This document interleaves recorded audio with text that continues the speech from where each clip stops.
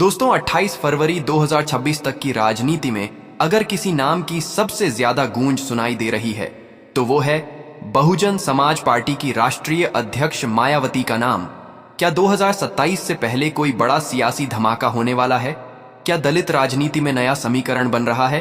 क्या चंद्रशेखर रावण और मायावती के बीच कोई ऐसी खामोश बातचीत चल रही है जो उत्तर प्रदेश की राजनीति को हिला देगी? अगर आप चाहते हैं कि आपको राजनीति की हर बड़ी और अंदर की खबर सबसे पहले और सबसे तेज मिले तो अभी चैनल को सब्सक्राइब कर लीजिए, वीडियो को लाइक कीजिए और बेल आइकन जरूर दबाइए, क्योंकि आज की आखिरी खबर सबसे अहम है जो 2027 की दिशा और दशा दोनों तय कर सकती है। इसलिए वीडियो के अंत तक बने रहिए। आइए बढ़ते हैं पहली खबर की ओर। पहली बड़ी और सबसे ज्यादा चर्चा में रहने वाली खबर जुड़ी है मायावती और चंद्रशेखर रावण के संभावित गठबंधन से। 28 फरवरी 2026 तक भले ही कोई आधिकारिक घोषणा नहीं हुई हो, लेकिन राजनीतिक गलियारों में ये चर्चा जोरों पर है कि मायावती और चंद्रशेखर रावण के बीच बैकडोर संवाद जारी है। माना जा रहा है कि दलित वोटों के बिखराव को रोकने के लिए दोनों पक्षों के कुछ रणनीतिकार लगातार संपर्क में हैं। अगर ये गठबंधन होता है तो 2027 के विधानसभा चुनाव में इसका असर सिर्फ पश्चिमी उत्तर प्रदेश ही नहीं बल्कि पूरे प्रदेश में देखने को मिल सकता है। राजनीतिक विश्लेषक मानते हैं कि दलित युवाओं में चंद्रशेखर की पकड़ और पारंपरिक वोट बैंक पर मायावती का प्रभाव मिल जाए तो सियासी समीकरण पूरी तरह बदल सकते हैं। आइए बढ़ते हैं दूसरी खबर की ओर। दूसरी खबर भी इसी संभावित गठबंधन की अंदरूनी हलचल से जुड़ी है। सूत्रों के अनुसार कुछ सीटों के बंटवारे को लेकर प्रारंभिक स्तर पर चर्चा का मसौदा तैयार किया गया है। हालांकि दोनों पार्टियां सार्वजनिक मंच से एक दूसरे पर सीधी टिप्पणी करने से बच रही हैं, लेकिन 28 फरवरी 2026 तक यह साफ हो चुका है कि 2027 को लेकर दोनों खेमों में गंभीर मंथन चल रहा है। राजनीतिक जानकारों का कहना है कि अगर यह गठबंधन आकार लेता है तो समाजवादी पार्टी और भाजपा दोनों के लिए चुनौती खड़ी हो सकती है। आइए बढ़ते हैं तीसरी खबर की ओर।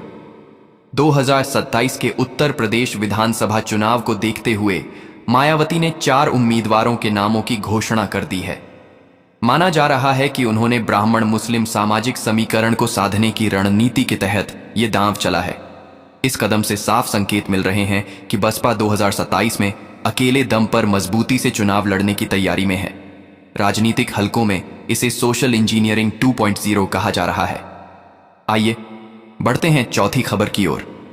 22 फरवरी 2026 को दिल्ली में बसपा की एक अहम अखिल भारतीय बैठक आयोजित की गई। इस बैठक में मायावती ने संगठन को बूथ स्तर तक मजबूत करने के सख्त निर्देश दिए। उन्होंने कहा कि 2027 की लड़ाई सिर्फ रैलियों से नहीं बल्कि जमीनी नेटवर्क से जीती जाएगी। बैठक में यह भी तय किया गया कि हर जिले में सक्रिय कार्यकर्ता सूची को अपडेट किया जाएगा और निष्क्रिय पदाधिकारियों को हटाया जाएगा। आइए बढ़ते हैं पांचवी खबर की ओर, और ये खबर सिर्फ एक चूक नहीं बल्कि सुरक्षा तंत्र पर बड़ा सवाल है। 28 फरवरी 2026 तक सामने आई जानकारी के मुताबिक बसपा सुप्रीमो मायावती की सुरक्षा ड्रिल के दौरान ऐसी लापरवाही उजागर हुई जिसने राजनीतिक गलियारों में सनसनी फैला दी। बताया गया कि उनकी सुरक्षा में तैनात एम्बुलेंस में न तो पर्याप्त ब्लड यूनिट्स मौजूद थीं और न ही कोई अधिकृत ब्लड डोनर स्टैंड बाय पर था। सोचिए, एक पूर्व मुख्यमंत्री और Z+ श्रेणी की सुरक्षा पाने वाली नेता की सुरक्षा व्यवस्था में ऐसी कमी। विपक्ष ने इसे सिस्टम की पोल बताया, वहीं बसपा खेमे ने इसे गंभीर लापरवाही मानते हुए जांच की मांग कर दी। सूत्रों के अनुसार इस घटना के बाद सुरक्षा एजेंसियों में हड़कंप मच गया और कई अधिकारियों से जवाब तलब किया गया। राजनीतिक विश्लेषक इसे केवल तकनीकी चूक नहीं बल्कि प्रशासनिक ढिलाई का उदाहरण बता रहे हैं। अगर इतनी बड़ी नेता की सुरक्षा में ऐसी कमी हो सकती है तो आम जनता कितनी सुरक्षित है? यही सवाल अब जनता पूछ रही है। आइए बढ़ते हैं छठी खबर की ओर, और ये खबर पार्टी के अंदरूनी तूफान से जुड़ी है। 28 फरवरी 2026 तक बसपा के कई पुराने चेहरे पार्टी छोड़ चुके हैं या छोड़ने की तैयारी में हैं। लखनऊ में हुई एक अहम बैठक में मायावती ने खुले मंच से उन नेताओं पर तीखा हमला बोला जो दूसरी पार्टियों का दामन थाम रहे हैं। उन्होंने ऐसे नेताओं को बिकाऊ, स्वार्थी और मिशन से भटके हुए करार दिया। इतना ही नहीं, उन्होंने कहा कि बसपा कोई टिकट बेचने वाली पार्टी नहीं है, बल्कि विचारधारा की लड़ाई लड़ने वाला आंदोलन है। इस बयान के बाद सियासी गलियारों में खलबली मच गई। कुछ पूर्व बसपा नेताओं ने पलटवार करते हुए कहा कि पार्टी में संवाद की कमी है, तो वहीं बसपा समर्थकों ने इसे लोहे जैसी सख्ती बताया।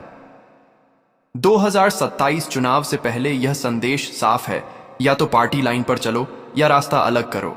यह बयान केवल नाराजगी नहीं, बल्कि संगठन को अनुशासित करने का बड़ा संकेत माना जा रहा है। आइए बढ़ते हैं 7वीं खबर की ओर, जो सीधे उत्तर प्रदेश की राजनीति के दिल पर चोट करती है। 28 फरवरी 2026 तक उत्तर प्रदेश बजट 2026-27 को लेकर सियासी बहस तेज हो चुकी है। मायावती ने इस बजट को लोक लुभावना और चुनावी जुमलों से भरा बताया।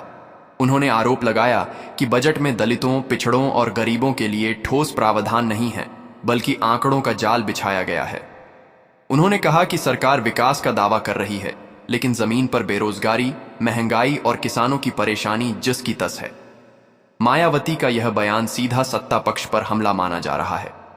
राजनीतिक जानकारों के मुताबिक बसपा 2027 से पहले खुद को दलित वंचित वर्ग की असली आवाज के रूप में फिर से स्थापित करना चाहती है, और बजट पर यह तीखी प्रतिक्रिया उसी रणनीति का हिस्सा है।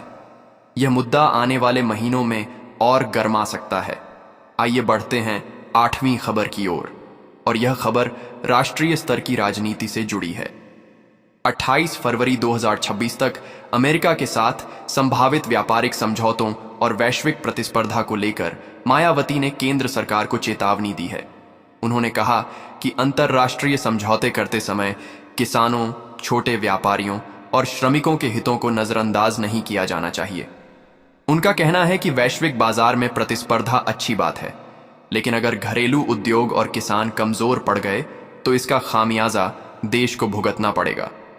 इस बयान को राजनीतिक विश्लेषक राष्ट्र बनाम बाजार की बहस से जोड़कर देख रहे हैं। मायावती खुद को केवल प्रदेश की नेता नहीं, बल्कि राष्ट्रीय मुद्दों पर मुखर आवाज के रूप में प्रस्तुत कर रही हैं। यह रुख 2027 से पहले उनकी राष्ट्रीय छवि को मजबूत करने की कोशिश माना जा रहा है।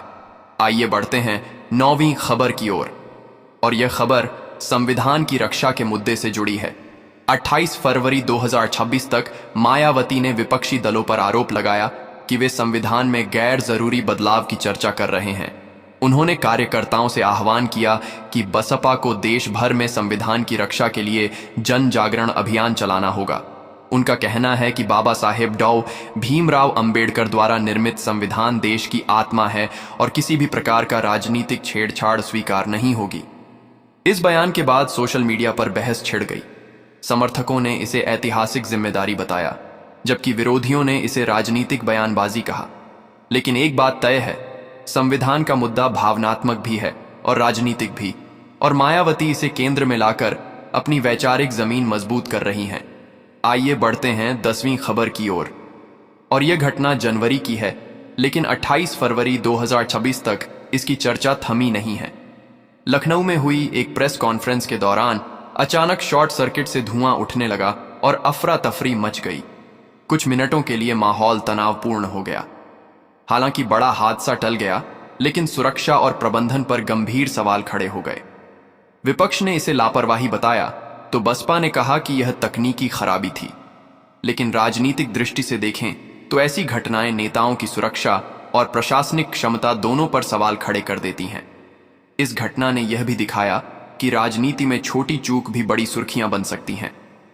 आइए बढ़ते हैं 11वीं खबर की ओर, और यह खबर दलित वोट बैंक की सियासत से जुड़ी है।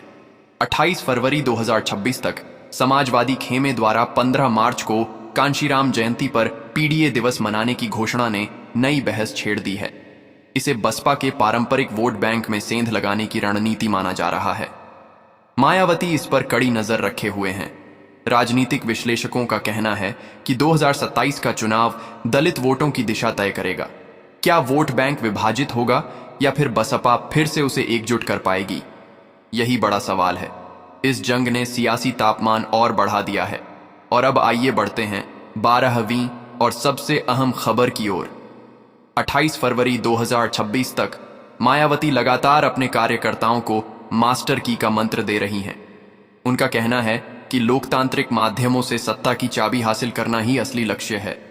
उन्होंने कहा कि बिना सत्ता के सामाजिक बदलाव अधूरा है।